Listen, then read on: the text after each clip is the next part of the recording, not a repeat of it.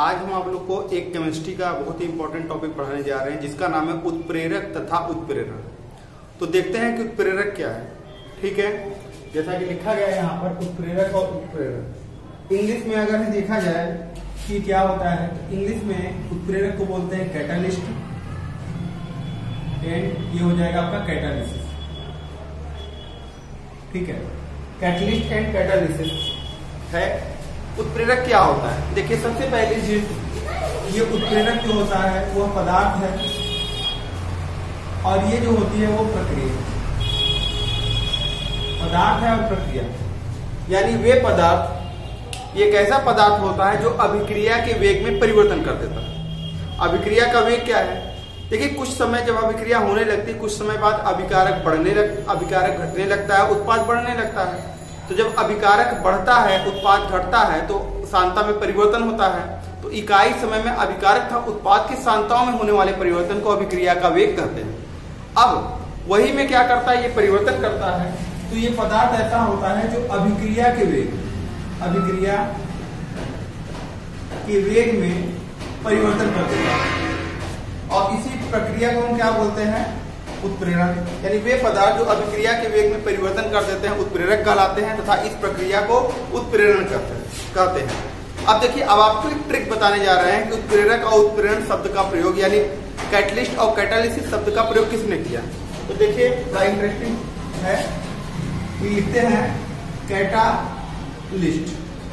आप ये देखिए ध्यान से, सी और ए है, यानी अगर हम देखें ए बी सी, तो सी और ए के बीच क्या बच रहा है, बी। तो बी से हो जाएगा बर्जीलियस,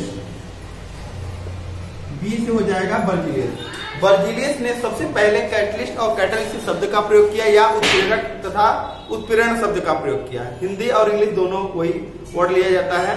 तो ये चीज होती है। अब देखिए उत्प्रेरक के बारे में कुछ और चीज जानते हैं कि उत्प्रेरक जो होता है, उत्प्रेरक वो क्या है ना, इसका मुख्य लक्षण क्या होता है। एक उत्प्रेरक का मुख्य लक्षण क्या है,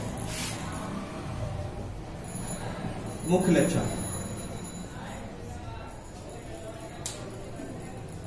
इसका उत्प्रेरक का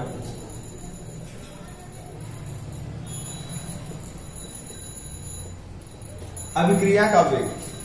मतलब ये जो होता है, सबसे पहला कैरेक्टर एक उत्प्रेरक का होता है कि वे पदार्थ जो अभिक्रिया के वेग में परिवर्तन कर देते हैं उत्प्रेरक कहलाते हैं। अभिक्रिया के वेग में जो परिवर्तन कर देते हैं उन्हीं को उत्प्रेरक कहते हैं। ओके, अब दूसरा पॉइंट इसमें क्या है,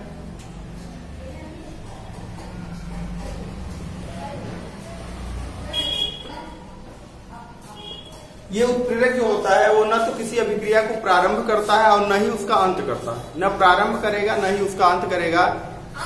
ठीक है, उसको स्टार्ट भी नहीं करता न तो अंत करता, लेकिन अभिक्रिया के वेग में परिवर्तन कर देता है। ओके, तीसरा पॉइंट देखिए, जब अभिक्रिया हो जाती है, अभिक्रिया के अंत में क्या होता है, अभिक्रिया के अंत में अभिकारक तथा उत्पाद की सांद्रताओं में लगातार परिवर्तन होता है और संरचनाओं में परिवर्तन होता है, लेकिन उत्प्रेरक की संरचना अणुभार में कोई परिवर्तन नहीं होता है। तो इसके अंदर कोई परिवर्तन नहीं होता है, अंत में कोई परिवर्तन नहीं होता है। अगले पॉइंट में हम देखते हैं कि ये जो होता है इसकी सूक्ष्म मात्रा, उत्प्रेरक की सूक्ष्म मात्रा ही किसी अभिक्रिया के वेग में परिवर्तन करने के लिए पर्याप्त होता है। जैसे आपसे हम पूछे कि अमोनिया बनाने की हाइबर विधि में किस उत्प्रेरक का प्रयोग किया जाता है, तो आप कहोगे आयरन। निकिल यानी तेलों के हाइड्रोजनीकरण में किस उत्प्रेरक का प्रयोग किया जाएगा, निकिल का। हाइड्रोजन ऑक्सीजन क्रिया करके जल बना रहा है, उसमें कौन सा उत्प्रेरक प्रयोग हो जाए, प्लेटिनम। सल्फ्यूरिक अम्ल बनाने की संपर्क विधि में किस उत्प्रेरक का प्रयोग किया जाता है, वैनेडियम पेंटाऑक्साइड का। तो ये उत्प्रेरक है, ये सब क्या है, उत्प्रेरक है। यहाँ पर पॉइंट हमारा सूक्ष्म मात्रा है। इसकी कितनी मात्रा मिलाई जाती है, बहुत कम मात्रा मिलाई जाती है, क्योंकि वही उतने जो होते हैं अभिक्रिया के वेग में परिवर्तन करने के लिए पर्याप्त होते हैं। यानी इनकी सूक्ष्म मात्रा ही किसी अभिक्रिया के वेग में परिवर्तन करने के लिए पर्याप्त होते हैं। अगला पॉइंट हम देखते हैं,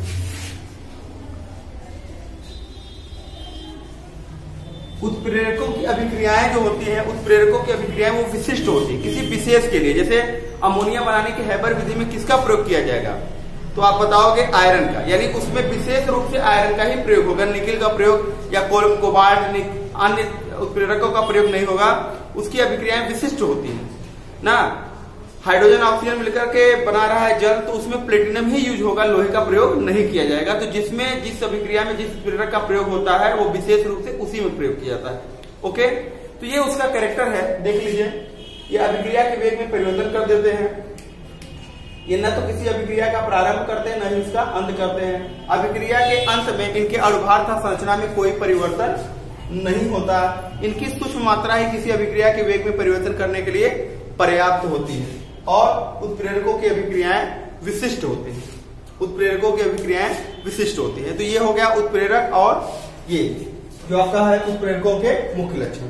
आगे हम देखते हैं, इसमें आगे हम देखेंगे तो उत्प्रेरण का वर्गीकरण। उत्प्रेरण का वर्गीकरण